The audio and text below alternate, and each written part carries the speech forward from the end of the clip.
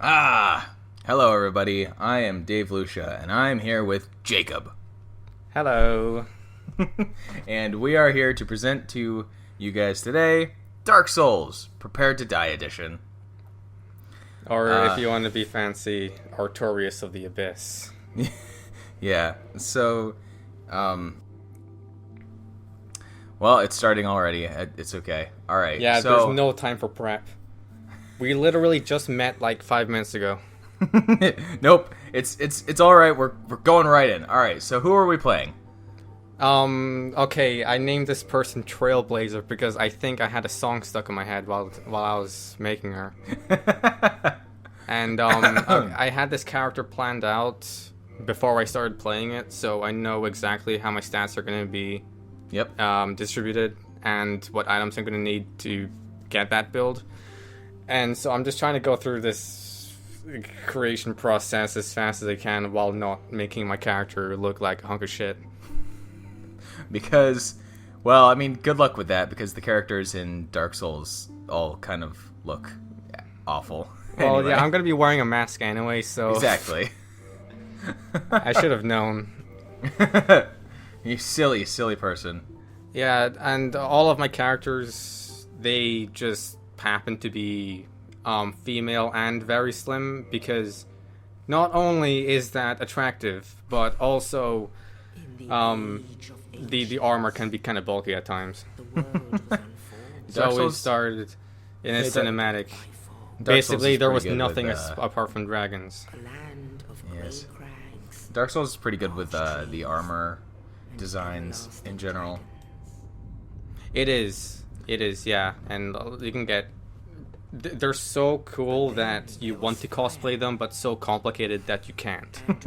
It's a little impractical. Yeah. So many points that you can just take someone's eye out with. Yeah. And then, okay, there are these things called arch trees. Within them, well, within one of them is a giant burning hellscape. Light and dark, of course. Yes. And from this fire came naked men. Skinny naked men. Oh god. Oh no. Are they like redeads? Yes, but more hilarious. More hilarious and disturbing at the same time, because this is Dark Souls.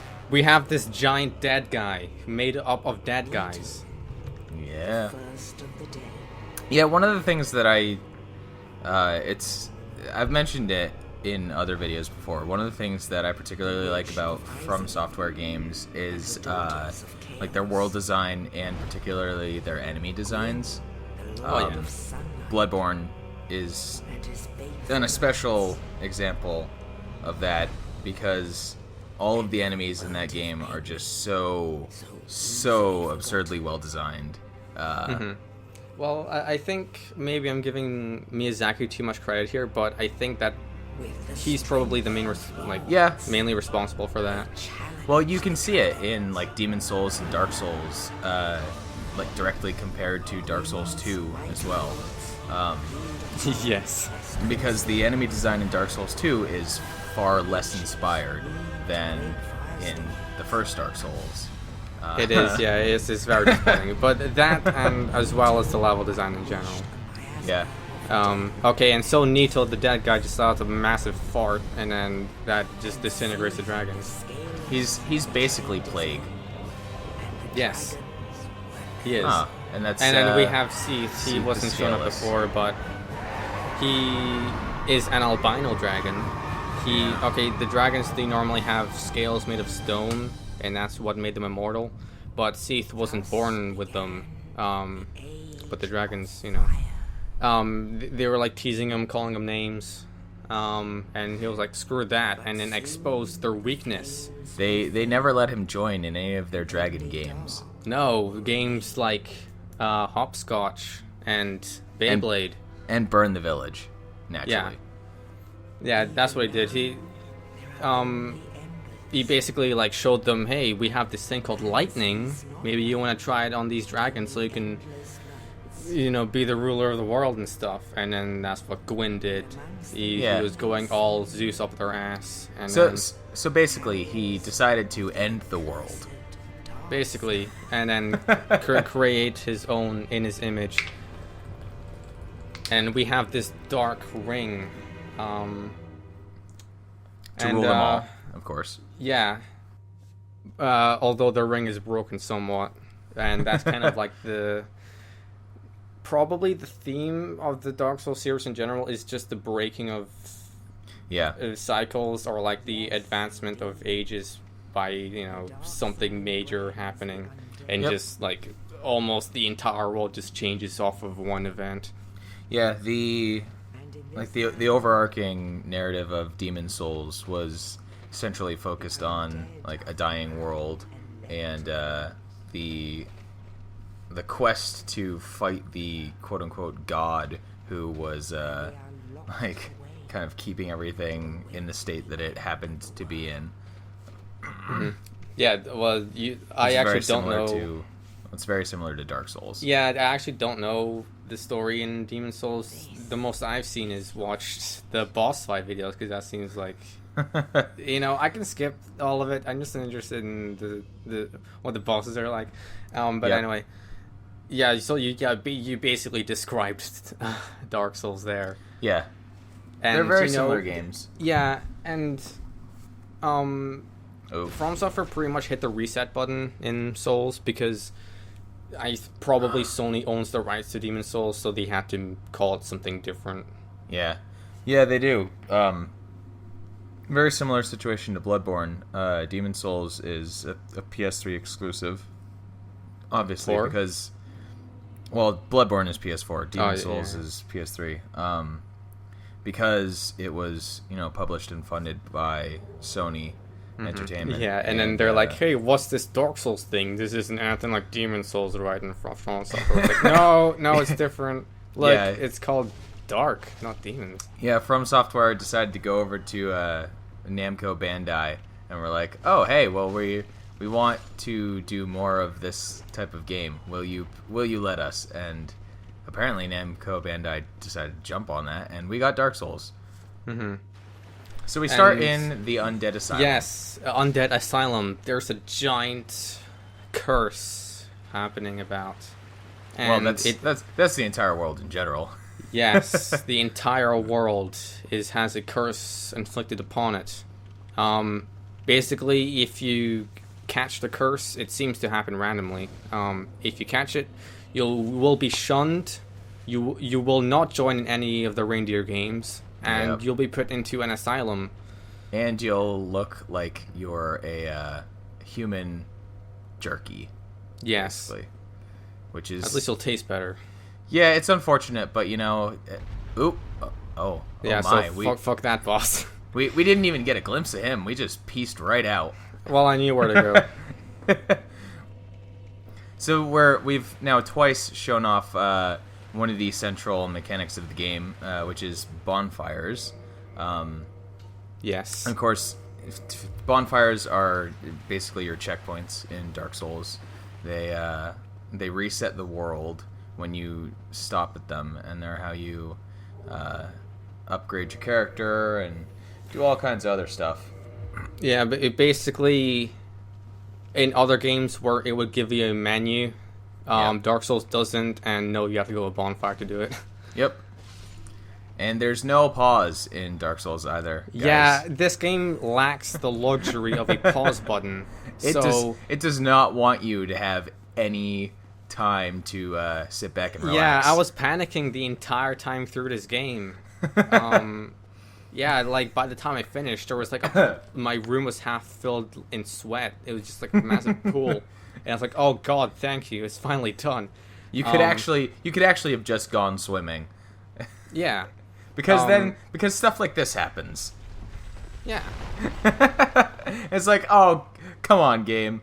Like you'd have to be very perceptive to avoid that boulder first time you start playing this game. Yeah, I think I got hit by it the first time playing this game.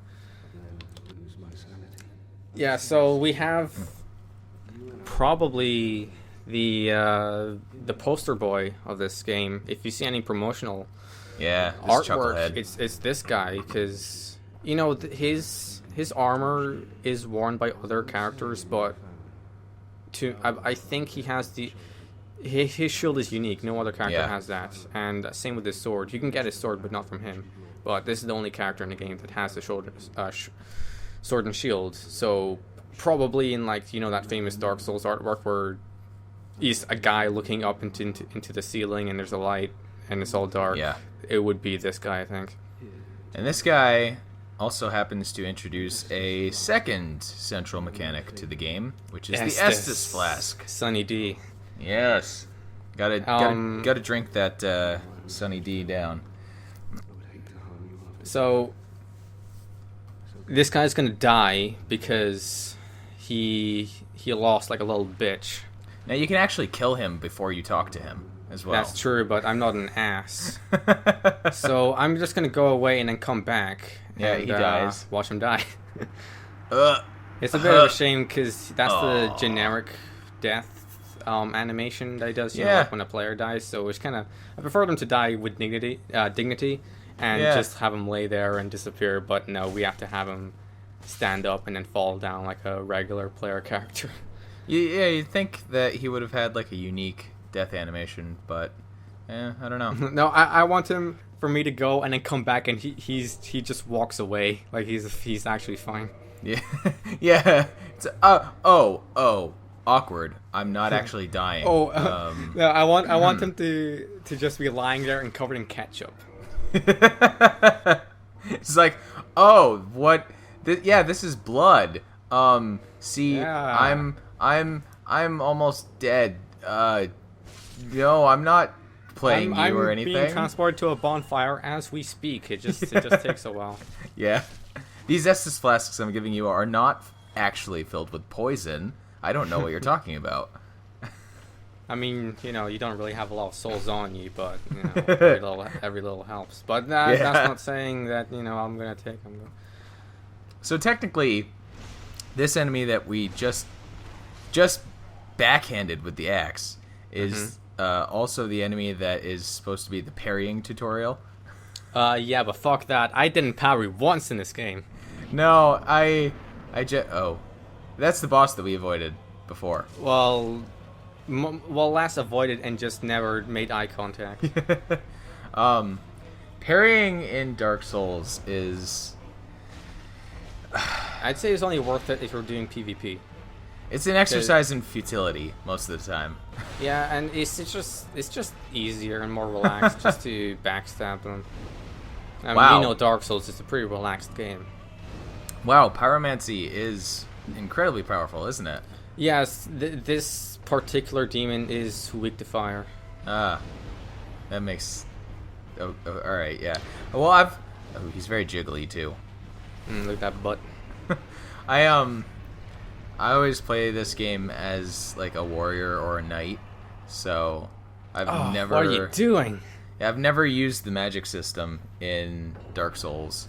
Yeah, my first character never did as well. Because I was like, this is too complicated. I'm just gonna ignore that. I just want to hit things, okay? I should also point out that to date, at this point of recording, I have never beaten Dark Souls. Oh boy. Okay. So, how far did you get up to? well, I said in the Take your time. yeah, I said in the video for Ziggurat a couple months back that I had I played until the Crystal Caves. Oh, that's right. Yeah. And at that point, because I am the type of person who actively refuses to connect to the internet to play Dark Souls, at that point, I was like, I'm not sure if I'll ever be able to get through this location of the game. Okay. Wait. What? So- How many? How many Lord Souls did you beat? None. None. Were you just after Ornstein and Smough? I had... Oh, God! I did. I. Which ones are specifically the Lord Souls? Lord Again? Souls. Okay, Nito. C. Nito, Four yeah. Kings. Bat of Chaos. I had Nito. I tried fighting the Four Kings, and they killed me in like 20 seconds. Okay. And obviously I didn't make it to Seath because I didn't go through the Crystal Caverns, and I did not get to the Bed of Chaos because that's through what, Demon Izalith? Runes. Yeah. Yeah, Lost Izalith, and before it's Demon Runes. Yeah. I never went through I haven't gone through the Lost Ruins. Wow, so we are going... Yeah, okay, we're taking a detour here. We're going to the catacombs first? No, this is the way to New Londo. Catacombs is near the graveyard. Oh, right. New Londo. We're ignoring the graveyard for now. Oh, are we going to see the blacksmith? Yes, but mainly... Okay, this is technically a higher level area, but Yes, it is. you can just access it early on, and there are just some goodies in this area and the ones adjacent that you can just get early on. I'm sure we will also be seeing this area later in the game. Yes. So, since we're here, I guess I will spoil one of the particular quirks of this area, in that there are enemies which regular weapons cannot deal damage to. Yes, and I just picked up a transient curse. It's an item that you consume, and it lasts for like 5 minutes or something. I don't know. Ooh. I don't know what the timer is. We got a parrying sword. Estok. This is the weapon I was talking about. So we're going to be using that for a little bit. Yeah, and the ghosts... You can only hit them if you have that curse item. I don't know what it is, like some sort of hands. And You need a cursed weapon or a blessed weapon, I believe. No, just cursed weapons, and blessed weapons are for the skeletons in the catacombs, so they don't come back because they're necromancers. Yeah. I thought blessed Oh weapons boy, dealt I'm lecturing damage you to already. I thought blessed weapons dealt damage to the ghosts as well. No, it's only undead. At least I hope so. Oh no! True fans of this game are gonna call me out. Yeah. Well, I don't recall exactly because I made the cursed greatsword of our Artorias to go through this location of the game. So Well, it's also a default curse weapon as well, so that affects the thing. Yeah. And like Firekeeper souls, they're. Ugh. And okay, Also- I was meant to die here, but I didn't. So yeah, also those ghosts deal a lot of damage. So. yeah, especially since my character, who is underdeveloped. Just a little babby character. Yeah. We're a babby pyromancer. You also got to be careful in this location because there are a lot of bottomless pits in the water That's true. that you may not necessarily see if you're not paying close attention to the ground as you're running around. Well, this game is called Dark Souls. What do you expect? Yeah, it's very dark There are indeed. dark areas in this game. Okay, so this Astok, it is classed as a rapier, or thrusting weapon if you want to be technical. Yes, it doesn't so look like it should be one. Yeah, it's a lot longer than the other rapiers, I think, and it's meant to just thrusting motion very swiftly up their butts. And a special thing about this particular rapier is you can swing it like a regular straight sword. Yeah. The other rapiers is only meant for stabbing, but this one, hang on, let me, yeah. Oh. Yeah. Man, these guys aren't even doing anything to us. Why are we murdering all of them? I need their souls. And this is the blacksmith. A blacksmith who I almost entirely forgot about because he's not very in a conventional area. Yeah, this is beginning a recurring theme with the game. It deigns to not tell the player about anything. Yeah, he's actually the first guy I ever talked to.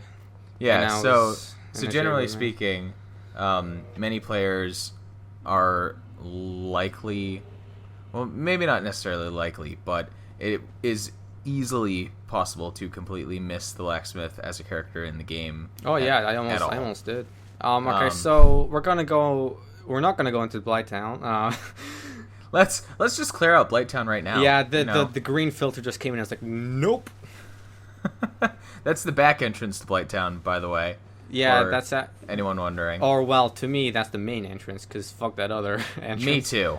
It's probably the main entrance to most people, but yeah. Okay. The only reason how I got here was when you start a new character, you choose a gift. Yep. I chose the master key as my gift. Also, that is a okay. zombie So dragon. I picked up a shield and a straight sword, and I'm dead. This is the only death I will say now that I purposely died on because I have to get these weapons just to help me out, and there's no way of avoiding that. Astora's straight sword is the easiest sword to get that has holy damage, right? Yeah. It scales with faith. Faith being a stat that is related to your actions that the gods will do for you, which is very weird. If this were Dark Souls 2, the Stora straight sword would do lightning damage because that's tied more to faith, but in this game it does magic damage because it seems like the upgrade system or just the damage system in general in this game was unfinished, so there are a lot of things that don't really make any sense. Well, considering all the mechanics that are in the game, like it's pretty impressive. Yeah, bound to be some things you miss out.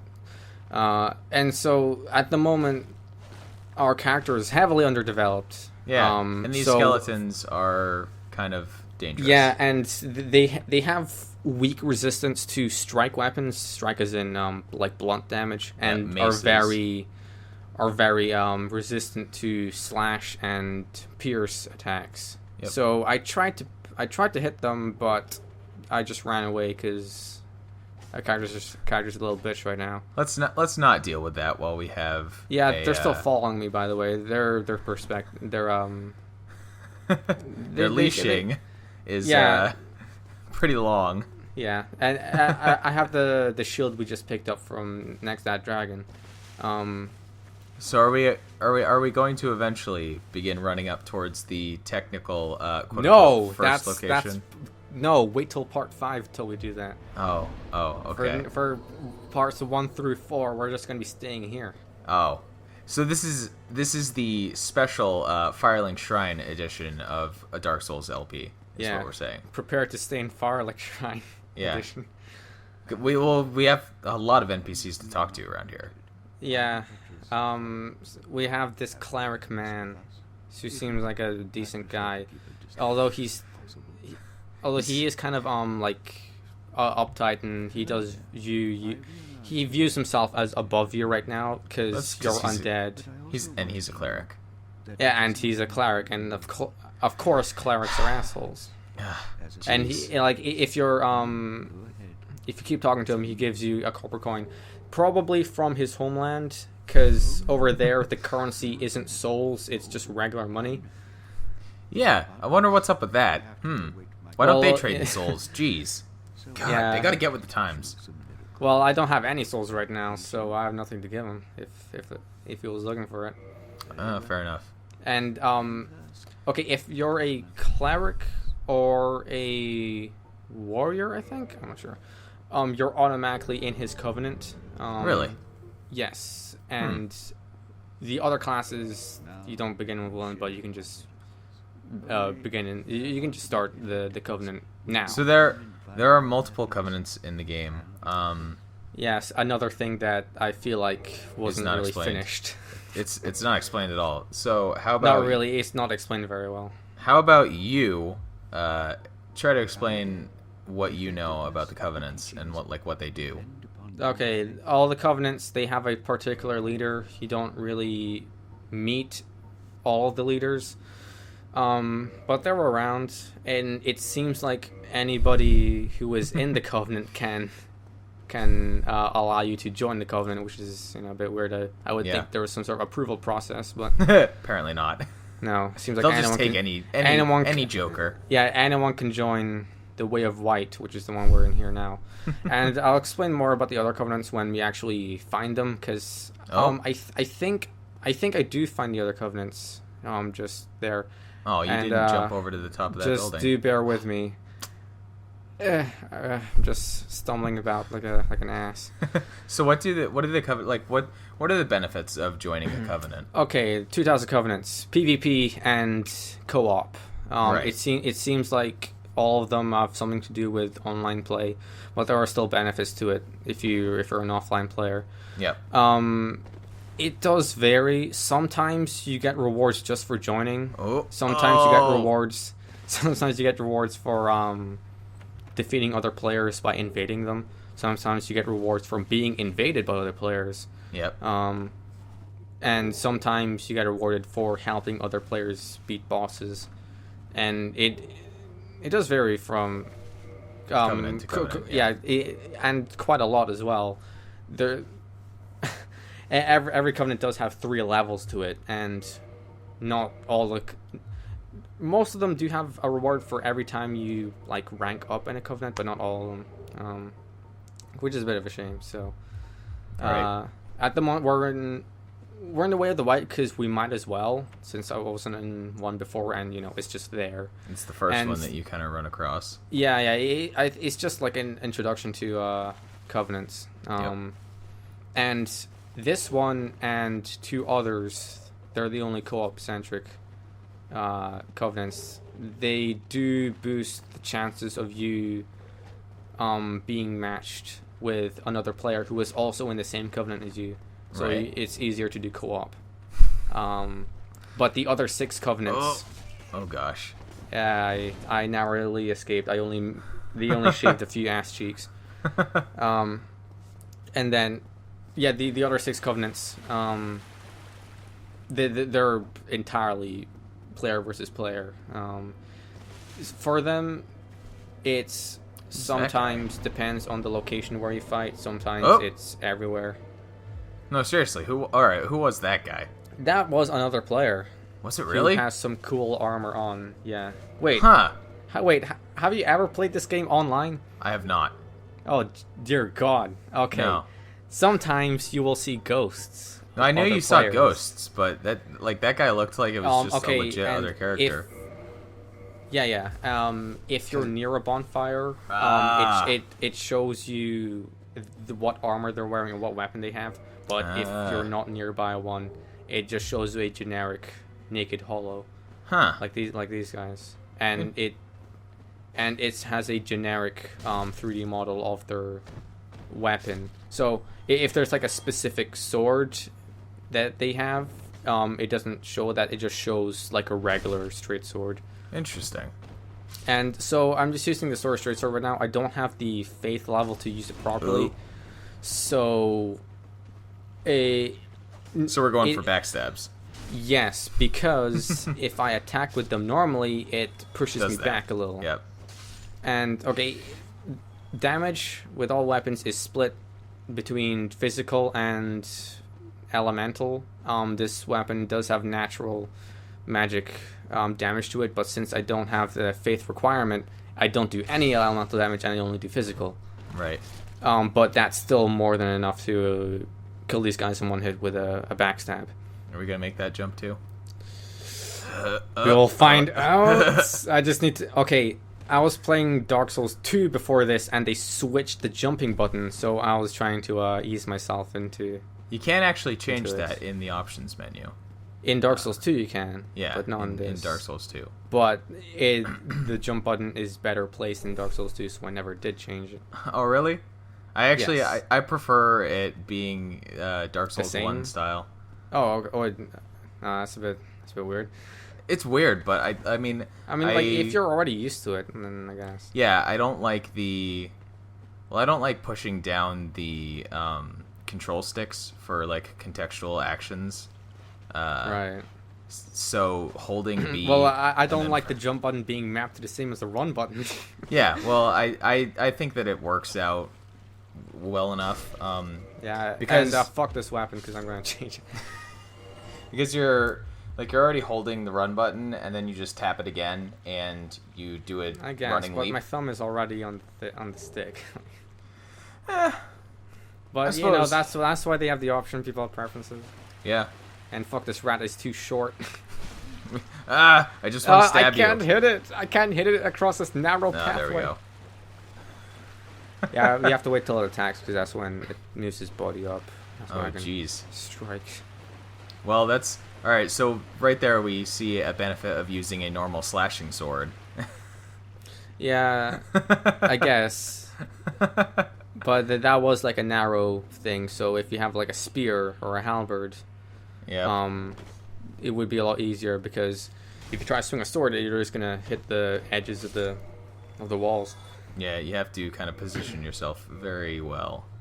But do, the S-Dog is, in the opinion of many seasoned Dark Souls players, the S-Dog is a high tier weapon, at least in PvP. But it's a lot better than my hand axe, that's for sure, and that's the only other weapon I have, so I might as well use it. Oh, And Oh. okay, that guy's got the jukes. he does. That's if I had the regular sword, I would have gone easier, but no. Okay, I switched out my shitty shield to the one that I picked up earlier because it has 100% physical resistance, as in Yeah. they can block all damage that is physical, and very high Yeah. fire damage as well. So all of the shields in Dark Souls have their unique properties as well, of course. They have like the most important ones obviously depend on kind of how. Oh, I didn't actually know that item was there. Oh That's- man, that's I'm sneaky. gonna be teaching you so many things. That's sneaky. I'm gonna sound like either an asshole or a very intelligent person by the end of this, because you seem to not Well- know a lot of things. Why not both, right? An asshole genius, okay. that is generally how the media portrays them, isn't it? I guess. Yeah, I've played like 30 hours of Dark Souls, so I don't know it as well as. Funny that you should mention that, because I beat that time with this character. Yeah. Yeah, spoilers, this playthrough isn't gonna last 30 hours. Well, that's probably going to relieve a great many people. Who, Oh yeah, it relieves me the most, actually. who see Dark Souls Let's Play and are like, oh, this is going to be absolutely the worst thing we're ever going to see. Yes, okay, I've seen a blind Let's Play, I will say this now, it's Best Friends Play. They did Dark Souls 2 blind, and all the DLCs. And that lasted 83 parts, and I was actually, even though I was just the one watching, I was exhausted by the end of it, so. Okay, and that's the end of part 1. Let's pick this up next Where time. does this fog door lead? Ah! Not a boss, definitely. Nope.